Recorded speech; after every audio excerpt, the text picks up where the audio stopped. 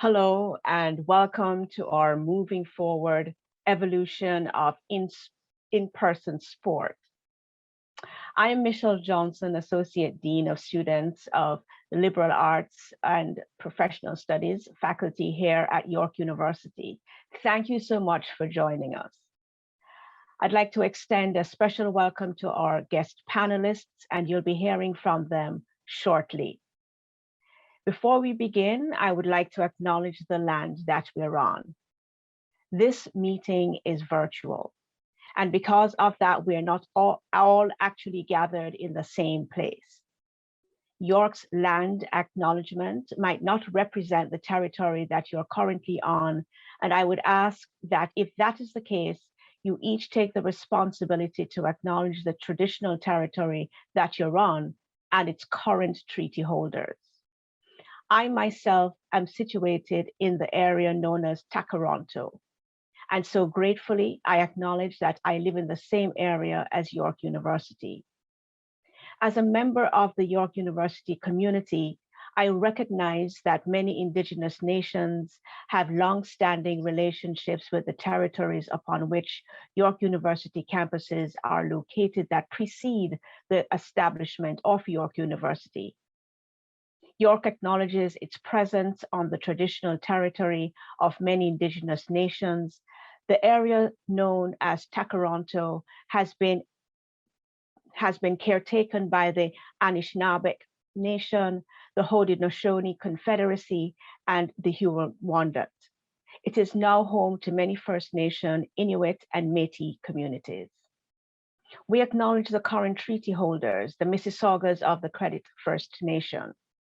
This territory is subject of the Dish with One Spoon, Wampum, Belt Covenant, an agreement to peaceably share and care for the Great Lakes region. Welcome again to our guests and to everyone joining us on Zoom to this special event in the Moving Forward webinar series. During this panel, we will hear from graduates of the Liberal Arts and Professional Studies faculty who are in the sports industry. They're here today to share their journeys, to tell us about how their industries have changed in the last 18 months, and to provide their expertise on what to expect from in-person sport going forward. If at any time you need help with this experience, or if you have questions for the panelists about the content, please feel free to click on the Q&A button at the bottom of your screen. Our team is ready to help you. Now, I would like to introduce our panelists. I'd like to start with Brandy Wilkerson. Brandy, could you come on and introduce yourself, please? Hi there. Thank you so much for having me and giving me your time. Like you mentioned, my name is Brandy Wilkerson, a former graduate of York University Communications Program in 2015, while I also competed as a York Lion for the indoor volleyball team. Along that time, I was training for the Beach Volleyball Team Canada program and have made my first Olympic debut at the 2020 Tokyo Olympics and looking to train for the 2024 Paris Olympics. Thank you again for having me. Thank you so much, Brandy. And now I'd like to invite Brea Carr-Harris to come on and introduce herself. Hi, everybody. My name is Brea Carr-Harris. I'm so excited to be here. I can't wait for the day that we're doing this in person and I actually get to see your faces. That'll be wonderful. But so excited to be invited to this event and be amongst all these amazing panelists. I am a York graduate. I graduated with honors BA in sociology and communications, and then I took a bit of a working break, and then went back to York for the York Sport Admin Certificate Program. Currently I'm working at Maple Leaf Sports and Entertainment, and I am the manager of fan experience for all 6 of our teams and 3 of our venues. Thanks so much. Okay, thank you, Brea. And next, our next panelist is Jim Kozak. Come on, Jim. Hi, Michelle. Thanks, everybody, and I appreciate you having me here today. So thanks to York University and everyone. Again, as Michelle said, I'm Jim Kozak. I am the Senior Vice President and Head of Mediacom and Group M Sport and Entertainment here in Canada. Our agency just helps all of our clients navigate and mirror up their marketing objectives with those intricacies of the sport and entertainment industry, and obviously help them navigate through their business plans that way. When I was at York, I was fortunate to be a student athlete. I did my 4th year of university studying at York and played on the men's varsity hockey team and had a fun year. We made it to nationals that year, so it was a interesting time balancing academics with athletics. So, so again, thanks for having me. And that's me. Okay, thanks so much, Jim. And next we have Josh Epstein. Hi, Josh. Hello, hi everybody, and thanks for having me. Excited to be here today. I'm the head of corporate sponsorships for BMO Financial Group. So that's all of our sport event properties across North America. We do lots of fun stuff. I got my undergraduate degree at Western, and then I did a postgraduate certificate in sports administration at York. So looking forward to talking about my experiences and my path over the last 21 years of working in the sports industry. Thanks so much, Josh. And next we have Terry Matucci. Terry was having the great excitement of our new world trying to get online. Terry, I can just imagine. Please come forward and welcome. Thanks, Michelle. I made it just in the nick of time. Note to self, always try to join 15 minutes early so that you can deal with IT troubles, which I did here. But thanks for having me here. Super thrilled to be a part of the discussion with this group today. I am a 2008 graduate of York University. I did my undergrad there. I took a double major in communications and French studies, all with the goal to get into advertising and marketing. And so that kind of fast forwarded me to here 14-ish years later, 12 years later. On top of that, I actually did a joint program with Seneca College for creative advertising. So I was at York for 5 years, my 4th and 5th year as a part-time student and a full-time student at Seneca College during that time. And currently I am the Senior Director of Commercial Programming and Creative Strategy here at MLSE. I work across all of our team brands and specifically focused on our partnerships, working on their marketing campaigns that complement our team campaigns that either live in our ecosystem or more mass, more broadly in the world. So that is that's my journey here, and thanks for having me. Okay, thanks so much, Terry, and thanks for making it through the wild world of the internet. Thanks so much. What we're going to be doing today is to be talking a bit about, with our alum, about their time at York, how they got on to their professions, because this is our interest, and importantly, what has been happening in the last 18 months. So my question is, how was your time at York? And could you tell us a little about how you started your professional journey after graduation? And I'll go around the room in the same order this time, and then I'll switch it up for the next time. So can we start with you, Brandy, please? How was your time at York? How do you get started in this professional career? My time at York was definitely pivotal to my current professional career. I clearly am a volleyball player, beach volleyball player. So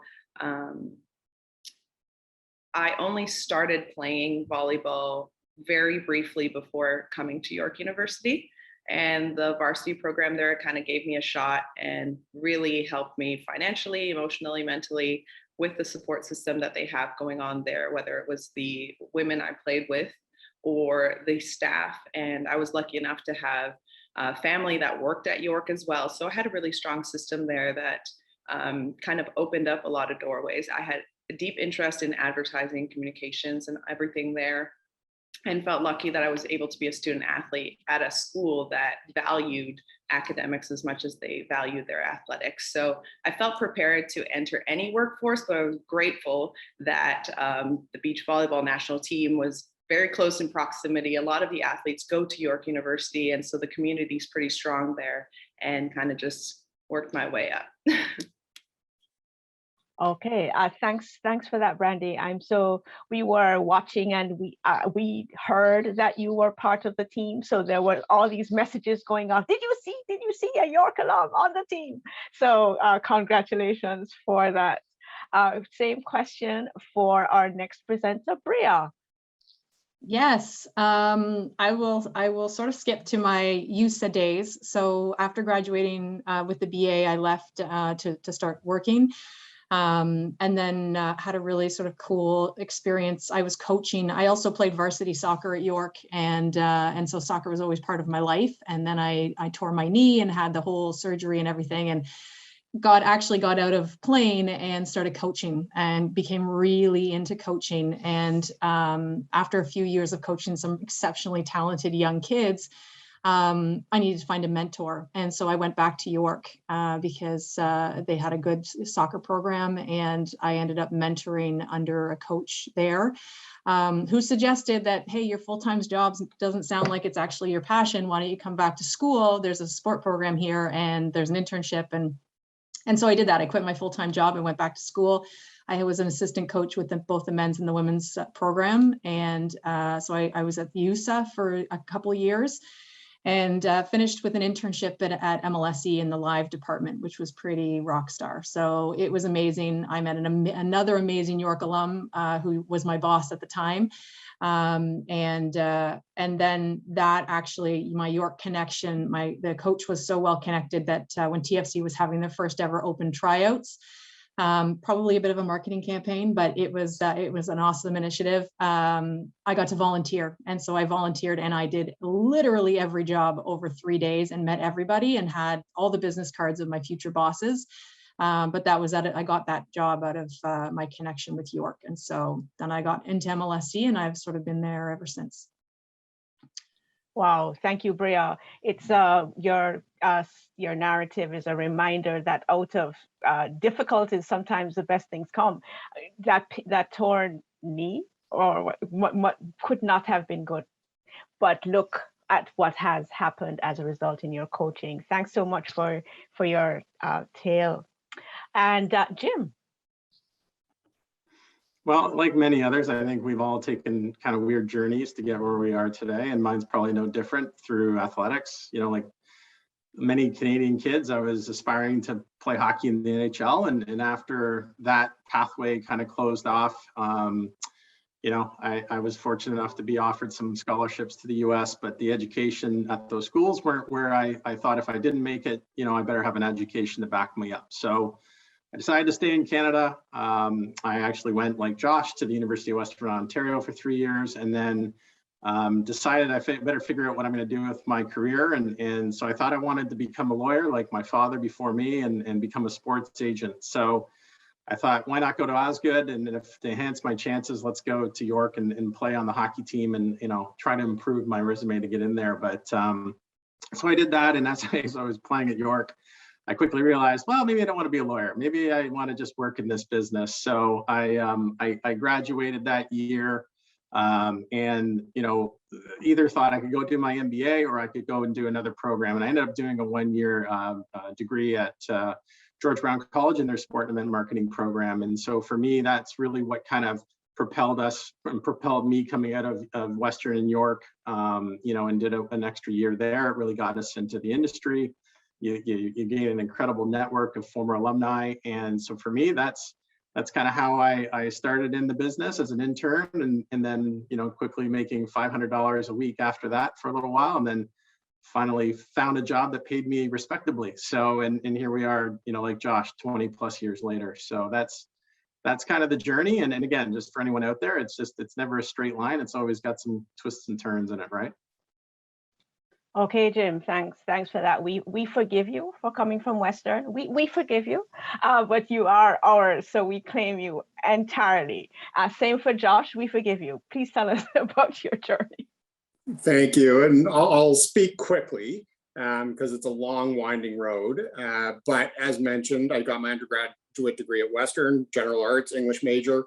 Had no idea what I wanted to do after university. Law school was a consideration, wrote the LSAT, but my heart wasn't in it.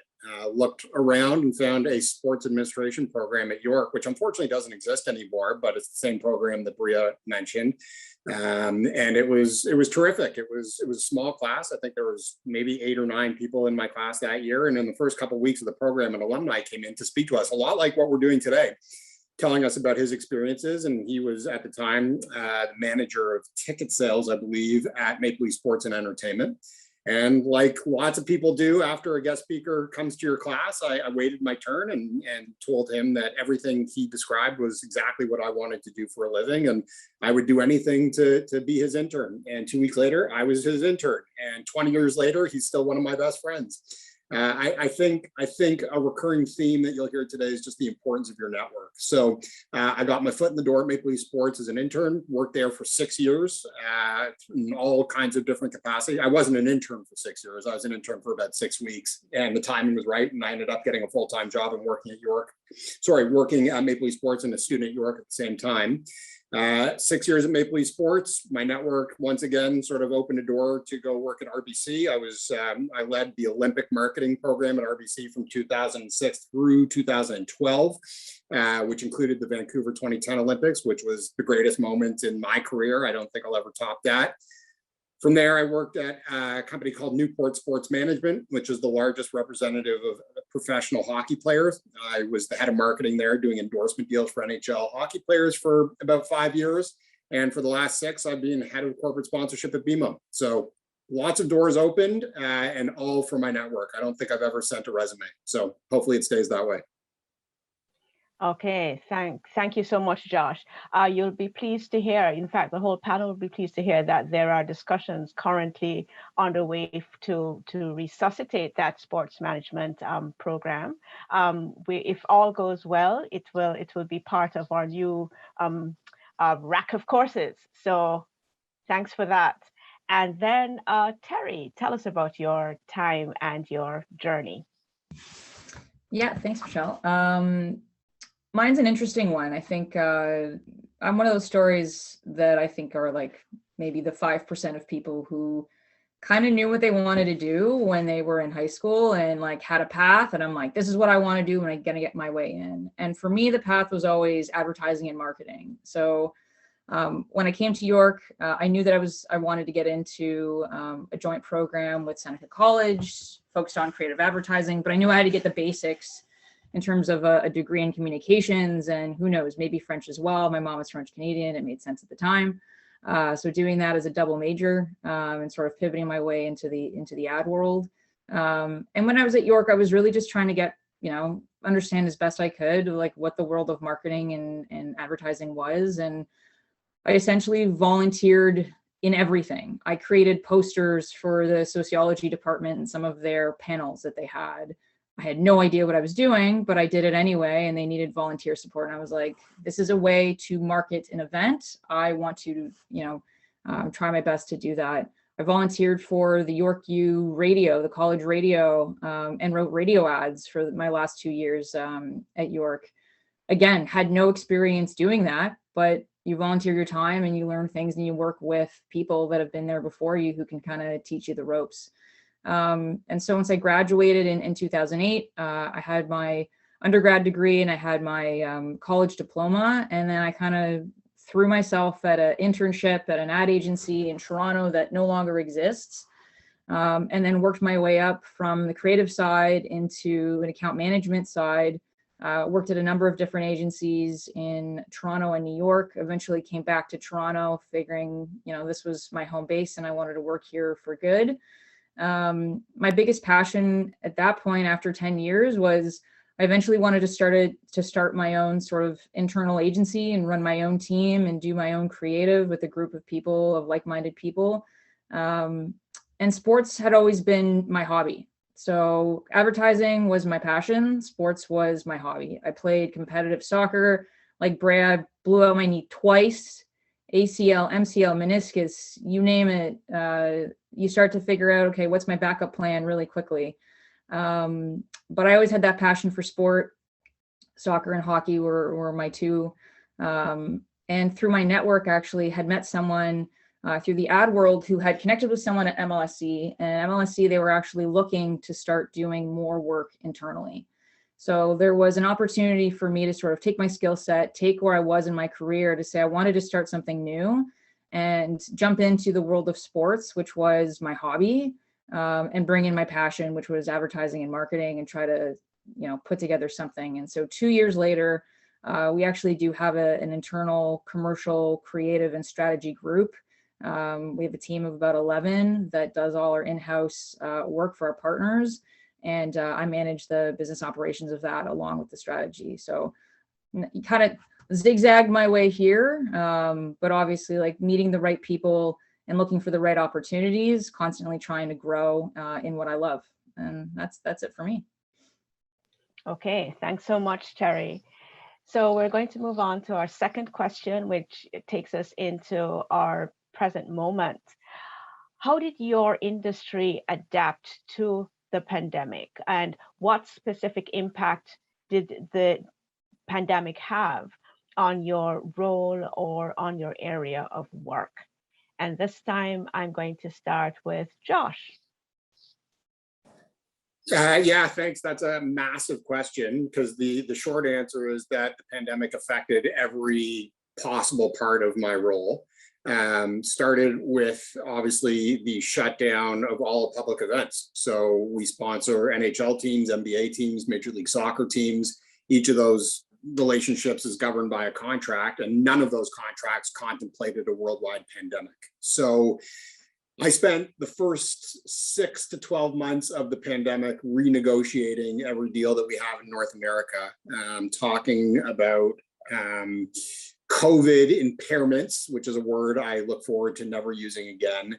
Understanding make good proposals, understanding, okay, if we owed you X in a typical world, what do we owe you in a pandemic world? And it really, this experience, I think, called on 20 years of experience that I've had in my career, because you got to remember that these are very long lasting relationships that will outlast a pandemic. And sometimes, even though I work at a bank, you can't look at the world like a banker. So that was a learning experience, and truthfully has been ongoing since the pandemic started. There's been negotiation, renegotiation, impairment discoveries, legal involvement across every deal. So it's been a trying year from that perspective. I'd say on a more creative note, we were forced to get creative with how we operated. So in a typical world, when we could amplify our brand at events and sporting events and do all the sort of sponsorship activation that you would expect, we had to figure out how to do that virtually. And some great experiences, some experiences like Terry's today, where we just had total tech meltdowns and I thought I was going to get fired. One good example, and then I'll pass the torch here. So we're the main and exclusive banking partner of the Chicago Bulls in the US. And early on in the pandemic, The Last Dance, the documentary about Michael Jordan's run with the Chicago Bulls, came out on Netflix. And we immediately jumped on the opportunity to create some real differentiating content. And what we did was grabbed a number of alumni from that team, Bill Cartwright, Tony Kukoc, few others, Chuck Swirsky, who used to be the voice of the Toronto Raptors, who's now the voice of the Chicago Bulls. And we did an exclusive event virtually on Zoom for about 500 clients. Q&A, full discussion, talking about their thoughts on The Last Dance, only for BMO clients. And we did some other things on top of that. We couriered everybody sort of an Uber Eats gift card so they could order lunch during the event. And it was terrific. Again, there were some hiccups. We learned a lot. And this is over a year ago. I think it's about a year and a half ago that we did it. And in the year and a half since, we've probably done 50 virtual events around North America. Everyone has gotten better. We've gotten really good at doing it. And even when the pandemic is a thing of the past, whenever that is, we'll continue to leverage the learnings that we got through this pandemic to drive differentiating content. So I know I said a lot. I will shut up. Thank you so much, Josh. You've really hit the nail on the head with a number of things. We have also learned in this environment how to make use of the things we've learned. The pandemic has introduced this online platform, and you can bring in people so much more easily in some ways. Brandy, how about you? Again, echoing what Josh said, it changed absolutely everything. Obviously, the delay of the Olympic Games by a year was something that affected everybody, and Canada was one of the first nations to pull out of the Olympic Games, as well as Canada having probably some of the most strict restrictions about traveling and quarantining, which affected athletes from every sport in terms of where they could train and how often they could train, and accessibility. So if you're not familiar with beach volleyball, it's an international tour that we travel. I'm probably in a different country every week. So obviously traveling in a pandemic is not an option. So understanding for a long time the unknown of when we were ever going to get another tournament, whether the Olympic Games were even going to happen. But once those things were settled, it took a lot of sacrifice and creativity to find where to train, how to still keep in touch with team members. My team was located in Brazil for 8 months before the Olympic Games. We were unable to go back home ever because of the quarantine restrictions. So we were pretty isolated leading up to the games, especially with the extra year of training. So those things were tough mentally and physically. And then outside of that was, again, prize money went down, like viewership, like being able to go to a tournament. And then obviously the Olympic Games was vastly different from the 2016 Olympics. I was able to go there as an alternate. So I had a whole different experience than being here in Tokyo and being restricted to waking up, eating, training, going back to sleep, not socializing, not having any events or anything like that kind of make the Olympic Games. Alternatively, some of the upsides was being able to connect, being able to be on more forums virtually, having a voice and a platform grow because of the social currency of social media, Instagram, whatever it is. And just really understanding how that's changed as a role of an athlete rather than endorsements. It's more just connecting with people and becoming more relatable. I found that right after the Olympic Games, I had a lot of letters and people reaching out, just being like, I just like saw you play and then I went to your social media and I wanted to get to know you. So understanding how valuable that is and just seeing the opportunity there. Okay, thank you so much, Brandy. Terry? Yeah, I mean, like just echoing what Brandy and Josh said, it was wild, you know. Like I remember that first week, we were like, oh, we'll be back at work in a week, and like everything's not going to shut down. You're kind of naive about it, or you know, we just didn't know. I think it was funny. So at the time, like I had started MLSC maybe 4 months prior to the pandemic, and in my role at the time, I oversaw our digital and commercial content group. So as you can imagine, like to Josh's point earlier, you have all these massive deals with partners, signage, in arena, activations. There's a lot of money in it, a lot of different things. And all of a sudden, all that goes away. And so from a business standpoint, you're kind of like, what can I do to retain value for my partners? Like we want to keep them happy. We want to give that exposure. We want to create moments, content, something, integration, so that we can keep a connection back with our fans who are also going through a really tough time, but also, you know, keep it light, keep it informative, keep it educational. And so that resulted in a bit of a pivot to our content strategy and just a focus on digital and social. Where everyone's at home, the only way that we could really communicate with our fans was through this lovely computer that I've been staring at for the past 20 months. And so like it puts things in perspective in terms of what content is the right content. How do you best integrate a brand? Like one thing you'll notice, a lot of the advertisements at the time, like a lot of brands pulled their ads. Like you're trying to be sensitive to the environment around you while also giving fans a little bit of levity at times. And so you're constantly balancing whatever's happening in the world with a moment to potentially integrate a piece of content with not only our team brands, but a partner brand. So it has to work a little bit harder for us. So we really doubled down on our like digital and content offering, went through a lot of different phases of that content strategy, knowing that we were going to be back in arena.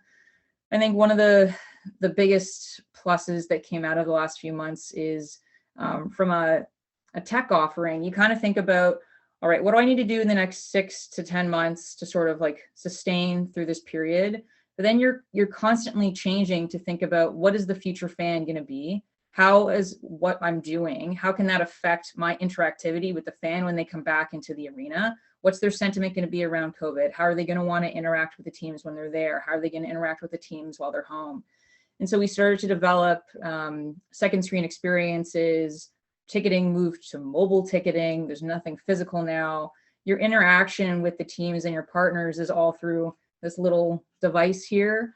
And that was a really big focus for us over the last 10 months on like preparing for that and trying different types of content and experiences, whether it's these Zoom panels or video content, lunch and learns, games, contests, whatever it is, little ways to keep that connectivity and that top of mind awareness between the fan and the partner and the team. And like, honestly, a lot of the stuff that we were working on 10 months ago is what we're using today. Like we've got fans back in the building and it's all relevant and evolving. Okay, Terry, thank you so much. Jim. Well, again, like many of my fellow panelists, I've had the benefit of using the experience that I've had over my career to kind of help you get through what is an unprecedented time, right? So I think for me, starting at Molson Sports Entertainment on the agency side for like, call it 4 years, moving to a brand like Josh, client side at Kraft Foods for 8 years, and then getting lured over to the media side. I was at CBC and SRC, leading the Olympics and FIFA and in the Rio Olympics as well too. So you got the broadcaster media side background to it. And then I flipped back to sport and entertainment agency side. So for us, it's really like at least for me, I've drawn on that experience of knowing what is Josh facing as from a brand side? What is, an agency trying to help their clients out on that front to get through this pandemic? And then how are properties like MLSE trying to, again, navigate as well too and still deliver benefits? So for us, it's been, really oddly, it was a good business growth experience for us. Oddly, like I know a lot can't say that, but we're fortunate and lucky enough to be able to do that. And a lot of that came from really a few areas, and one being clients had opportunities. They paused. They had no choice but to stop and think and go, okay, are we actually doing what we should be doing? Is our strategy aligned? Are our property partnerships the right partnerships? And so some partners really took a deep dive on their strategy and really validated that against their marketing objectives. And then, like Josh said, you have contracts in place. So we helped our clients navigate, okay, what is fair, a win-win between client and property, and obviously making sure the relationship stays strong, but also that value is delivered back to the client. Sort of the brand in BMO and Josh's case.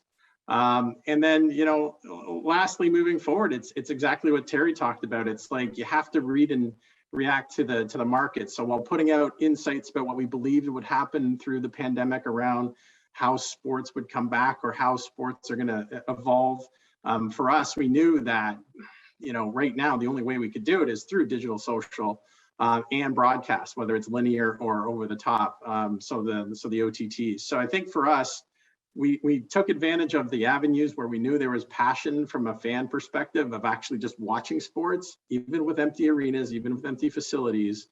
It was basically trying to just give people back what they wanted. And then I think as we see now, as the restrictions start to loosen, and you're starting to see the passion of people flood back to those facilities. So it's now a matter of how do you weave back that in-person experience and meld it into with like kind of that social, digital, and linear like television broadcast experience as well too. So that's kind of what we did in terms of helping our clients through this time. Okay, thanks, Jim.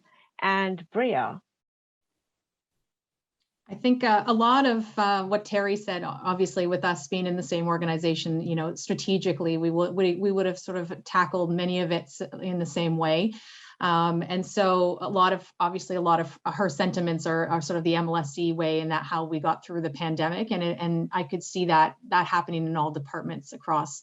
I think a couple differentiators for my department specifically, our core business was completely shut down. We're very operational. And so our team for fan experiences, you have to have fans in the building. And when they stopped, that was a whole department that wasn't used in the capacity that it was the day before. And so the transition then was, okay, again, like my fellow panelists, a few of you just mentioned, how are we relating to these fans? And we are the escape for a lot of people. They come to our buildings, they watch our games, they relate to our players as their release for the stresses and the things that are going on in their life. And we're, you know, in my world, I see that a lot of that. And so a big concern for us was, how do we stay engaged with our members? How do we ensure that we're having very relationship type communication versus transactional? Transactional wasn't happening anyways. And so how do we continue to build those relationships? And that was obviously through Terry and our marketing team as well. And we all sort of rallied together on that. But I think the really interesting thing, there's a few things. I think from an organization standpoint, there was a lot of foundational, and there still continues to be a lot of foundational work. We looked at deep as to who are we, why are we who we are today, and like, who are we internally, and also who are we externally? What do we stand for, and where are we going to go from here? And so we've taken a lot of time. You know, the pandemic's one thing, and there's a lot of the social justice movement and everything that happened in the last year. We have a whole new department that's been born out of that, is our equity, diversity, and inclusion department, and that didn't exist prior to the pandemic. And so that took on. I actually took I got the privilege actually to work with our new leadership team on that. So I was pretty pumped by some of that work. And really just in the direction that the organization was going. And then when I think about projects and you know, how do we adapt? Again, it's all about adaptability and being able to pivot. And you know, we're going to be doing a lot of the things that we learned in the last year forever, because it's just good business practices, and it's actually areas of the market that we didn't think about, or we didn't have the time to think about before. And so probably you might have seen things like Bring Toronto Back to Its Feet, where it was a food program that we launched, and it was in support of first frontline workers. You know, that was not anywhere close to, we weren't thinking about that kind of work, right? Or the vaccination clinic that we did at SBA, again, not something that we would have thought about. And you know, Terry mentioned mobile ticketing. That again we were going to probably go that way. We probably weren't going to go that fast, but we went there, and that's that in the end. The oh my gosh, I always say, putting that into action would be my team's job. And so that was something that was sort of great to work on from a TFC Raps and Leafs perspective. And then also Digital Arena, again, that we mentioned it, but this digital space, right? And it's a second screen in this chat, and trying to bring everybody into a community to watch the game, but then also have the chat and have our guests and alumni. And again, just those relatable points, and bringing sort of the game a little bit more, bringing it fulsome to our fans and to our members. And then a big one for me too was, you know, we had the Raptors playing in Tampa.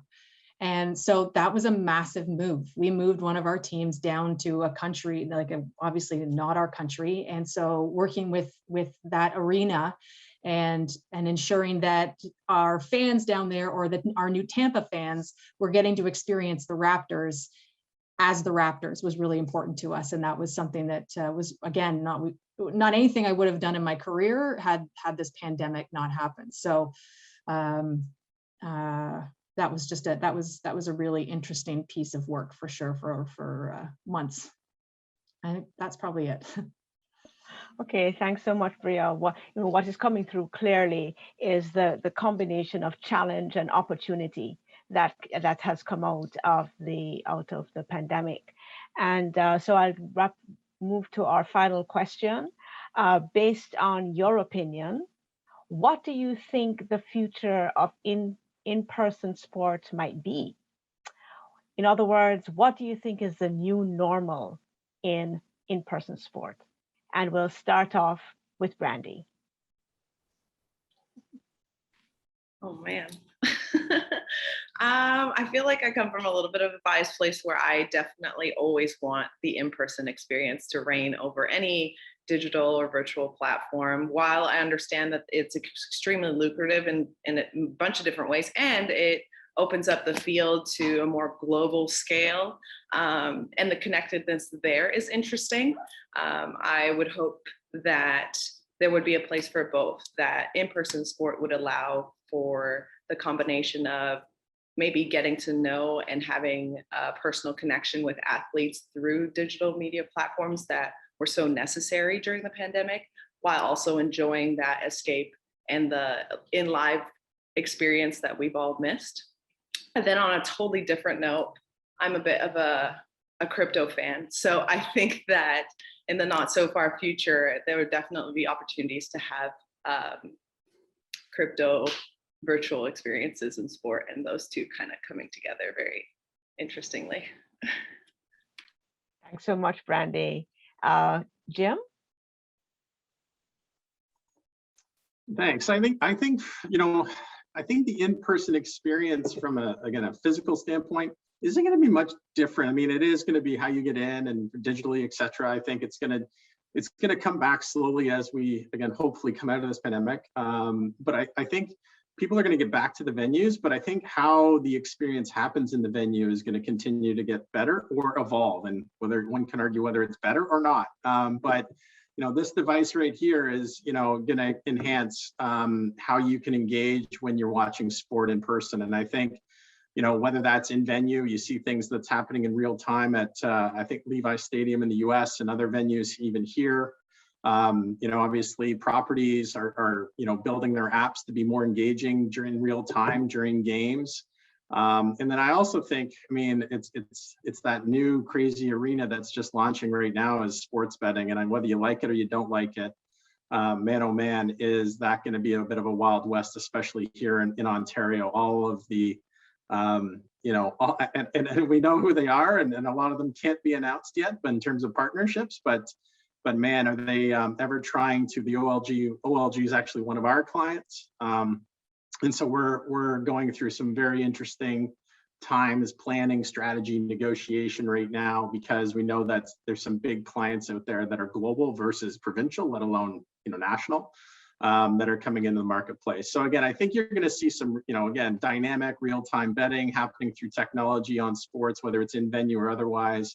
But again, I think all properties out there are really trying to find ways not for themselves, but also for their brand partners, to kind of make that gamification experience in venue, or make that fun experience a little bit more I would say impactful in person. So that's what I see is coming. Okay, thanks, Jim. Terry? Yeah, Jim, I think you stole my thunder here. I was going to say approximately the same thing. The only honestly thing I'd add to that, which is more of like a thematic wrapper for me, is personalization, right? I think typically when you go into the venue, you're getting spoken to. It's like one experience, one jumbotron, what's happening on the ice or the court or the pitch, whatever that may be, or the volleyball court. But you're sort of watching it as a collective. That's not going to go away. I think the additive to that is just being able to personalize your experience. You might be all into the stats, and so you're on here checking stats on players in real time through your mobile device. You might be someone that's more of a passive fan, and you just want to play games and win prizes and figure out where the t-shirt toss is going to be. And so this little device and being a bit more connected, allowing you to choose the adventure around your physical experience, I think is kind of where we're going. Jim mentioned that as well. And for me, it's just personalization. Nothing beats being in person, surrounded by 20,000 people screaming and cheering for the same common goal. It's unbelievable. You cannot replicate that in this thing. That will never go away.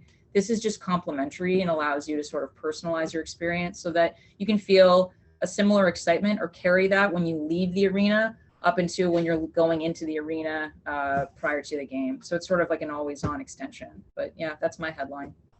Okay, thanks, Terry. And certainly the fans streaming out to games is really endorsing what you're saying. Bria? Well, I'm going to echo Jim and Terry pretty much verbatim. So I think the great positive here is that we're all aligned, and I think everybody is, that sports, sports without fans is not what anybody wants. And at the end of the day, sports aren't sports unless you have the fans in there cheering on, their players and their teams. And that's the magic, really, right? We all see it when we come to the games, and that's what we get told by the players, Brandy, by you, and by all the athletes out there that are working so hard. And we saw it during the pandemic. It just isn't the same for players who go to play in front of empty arenas, And so I think, to Terry's point, again, it's she talked about the personalization, and I think it's. The only thing I would add to that is how do we reaching the people outside of the stadium? And so personalization inside, but then how are we making all of these fans who just cannot get in to a game, who might not ever be season ticket members, into the game? How do we still make them feel like they are part of the family, that they are important, and what they do is important, and how they engage is important? And so I think that's the big thing that we've had to work on during the pandemic as well, but that we'll definitely keep working on once we're all back together in stadiums. Thanks, Bria. And Josh? Yeah, I have very little to add. I mean, I'm aligned with everything everyone has said already. The only thing I might touch on is I think the pandemic reminded us all as human beings that we crave social interaction, right? And I know society has a short memory, and 3 years from now, people may not even remember the pandemic. I think I will. I've been sitting in this chair for almost 2 years. So I think there's pent up demand, and I do think that people really do miss and sort of hunger for that human interaction, live interaction, events, concerts, you name it. And not everybody, I don't make generalizations, but I think net it's going to come back, and it's going to come back stronger, a little bit different, as Jim mentioned. I think the way you get in and some of the things and hoops you need to jump through to stay in might change, but I am very bullish on live events, and have in many ways put my money, or at least BMO's money, where my mouth is. And we've made some bets that live events are here to stay. So looking forward to the next year, 2 years, 5 years, and decade. Thank you, Josh. So I'd like to move to some questions from our audience who have come in, and to kind of put Brandy in center stage for a minute, and then open out the question to the wider panel, because there's somebody here who wants to know about the young people in sports. So Brandy, the question is, how would you like to see change for young people in your sport? How would you like the system to change? And the person specifically wants to hear where, this is Ben's, wants to hear about your Project Worthy initiative. And then I'll come to the rest of the panel to open out about young people in your area of sports. Go ahead, Brandy. Well, thank you for the question, Ben. That's pretty awesome. I am very hopeful about the younger generation. I find that through the pandemic, they were pushed to think of more creative jobs and opportunities to become like mini entrepreneurs. And I think that shows in alternative sports as well. Playing beach volleyball in Canada didn't really get any recognition up until very recently. So the support behind it is comparatively like next to nothing for summer sports. So I think a lot of alternative sports will have a better platform and probably better options, whether it's streaming or, social media, or just more, like the younger generation just seems more independent and ambitious and keen to change. So I'm optimistic with how alternative sports will grow. And just in terms of my own personal platform and what I would love to see change is coming from something more personal, which is being of the BIPOC community. And I feel like representation is something that's extremely important to me. I play a sport where there's very few persons of color that play. So my Project Worthy initiative is with my business partner, and we raise money to fund any club fees for anyone playing volleyball in Canada. So we cover all of the club fees because that was kind of how I started playing. I was an immigrant to Canada, didn't speak the language, had nothing, came from very low income family, but sport kind of helped me relate to people, helped me come out of my shell. And then when I got to a high school level, I had some really amazing coaches fund my equipment, fees, everything, just so I had a chance to play volleyball. So that's the least that I could do to make sure that every culture is being represented, as diverse as Toronto is, as diverse and beautiful and strong as Canada is. So hoping that that will change. Thanks so much, Brandy. That sounds wonderful. And Brea, earlier on, you mentioned that EDI had become one of the concerns. Could you tell us a little bit about what is going on, and are any of those initiatives geared towards young people?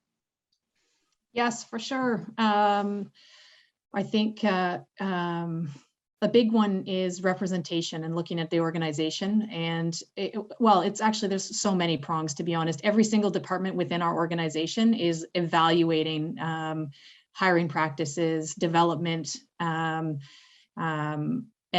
just the overall intentional strategy of ensuring that we are, like we say, in an EDI environment. And so we've just hired, I don't remember, Terry, if you know where she came from, but our new head person, she's got a brand new title and it's amazing. She's basically, next to our president.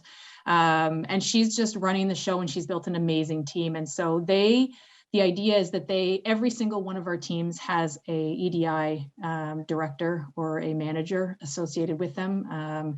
We're talking about the development of social justice plans for players, which sort of aligned with sort of community plans before, but obviously more intentionality, which is what we're looking for.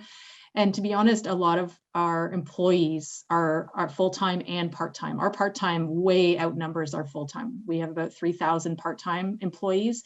And it's probably it's a much more diverse group of people, our part-time team, and that's who I work really closely with.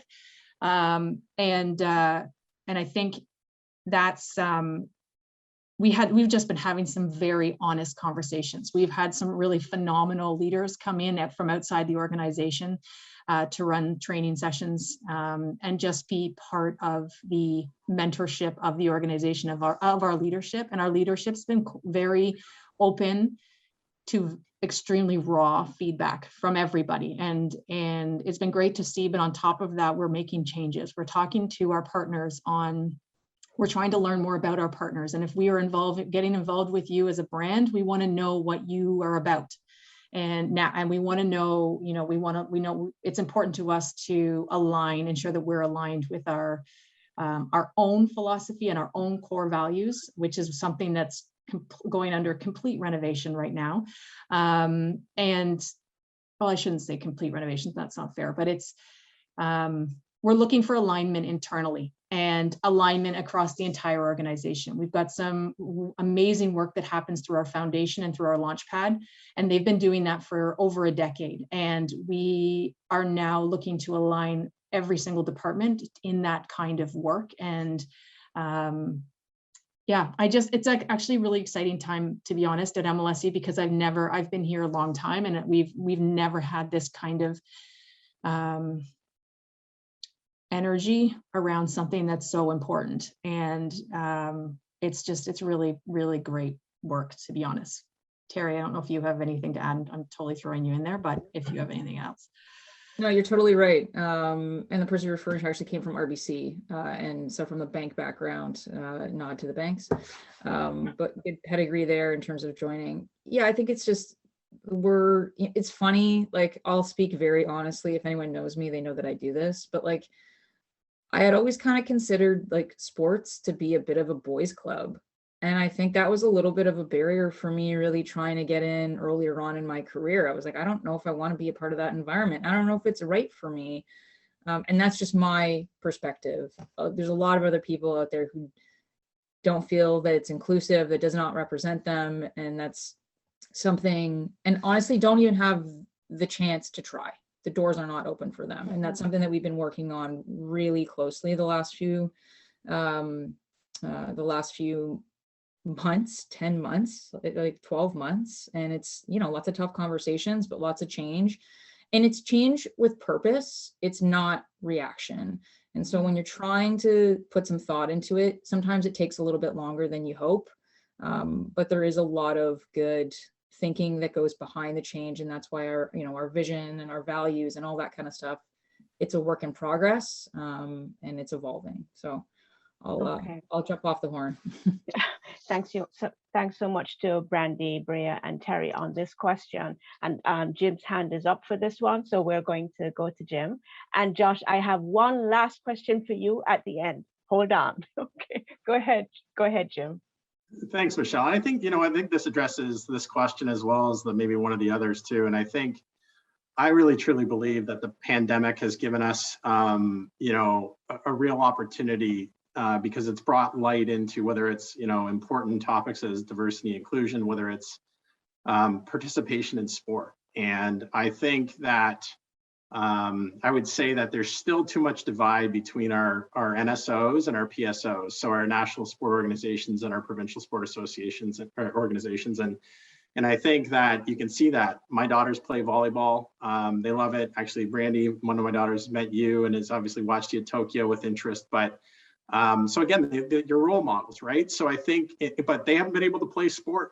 They haven't been able to play their sport for 2 years because, of varying levels, but they see other sports playing. So I think consistency across, the national level to the provincial level. I think there should be also some looking at, how do they bring that back to life versus just public facilities and private facilities.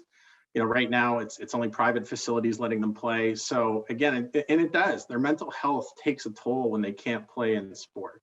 So there's so many important topics that I think the pandemic has led us to uncover that I think we really need to think hard about, as opposed to competing for whose money at what level and, brands, et cetera, and partnerships. How do we all play a role in helping our kids of the future play sport and make sure they have access to sport, because it's such an important aspect of their mental health and physical health moving forward. So I think for me, that's where a little bit of my passion lies as we move forward here, is how do we improve our grassroots sports systems, coming out of the pandemic, because it definitely needs help. Thank you so much, Jim. The pandemic has unveiled a number of epidemics in Canada, and among them, questions of race, questions of poverty, and so on. And sports is, for many children, it is the way out. So attending to this is important. So our last question, we'll put Josh on the spot for our last question, where somebody was asking about the importance of internship. What do you think? Is internship really as important as it seems for everybody here to getting into the sports business? Yes. Listen, these jobs in sports and entertainment are few and far between. It's a small club. And Terry, I hear you. I think it's way less of a quote unquote boys club today than it was 10 or 15 years ago. I think there's still work to do. There will always be work to do, but we'll save that debate for another time, or discussion for another time. Here is why I truly believe in internships. If you can volunteer your time, and I don't mean financially, I think nowadays most internships are paid, but I think while you're in school, if you can put your hand up and say, I'm eager to learn, I'm eager to do everything, I'm eager to understand your culture, give me that opportunity, I think that's the best way to get in to a much sought after job. The truth is, right, sending in your resume to a Maple Leaf Sports and Entertainment or an agency like Jim's is going to be a difficult prospect for an entry-level job. I think if you can get your foot in the door as an intern, show your value, absorb knowledge like a sponge, and truly prove your place in that culture, I think you have a great chance of sticking around. And if not, you've got some really strong experience at the entry level. So for all of those reasons, yeah, I think internships are important. I think it's a great way to go. It's not an option for everybody, which I understand. I think there are some other strategies in building your network if internships are not an opportunity for you. But if it is, I would do everything I can to take advantage of it. Thank you so much, Josh. And thank you to our panel. We're coming to our closing now. We've lost Terry. The internet monsters got her again. So thank you to Terry in absentia. Thank you everyone for joining us today. Special thanks to Brandy and Bria, Jim, Josh, and Terry for sharing their journeys and providing valuable advice to our future generations in the sports industry, in athletic competitions, and otherwise. For people who are joining us, please visit the LANPS website for information for the upcoming versions of this series. The next one is going to be called Moving Forward with Pam Westman, who is president of Nelvana. This is taking place on November 18th from 12 to 12:30, and the link is now in the chat for those who want to be involved. For the persons who didn't get answers to their questions, I apologize. The questions took us in a direction which didn't make it possible to get to everyone's questions, so I apologize. And there is one here that we might be able to answer directly. We'll do that later in the chat. You can find registration link for the upcoming series. For more information, join us at LANPS for the Moving Forward webinars. Thank you so much, everyone, for your time.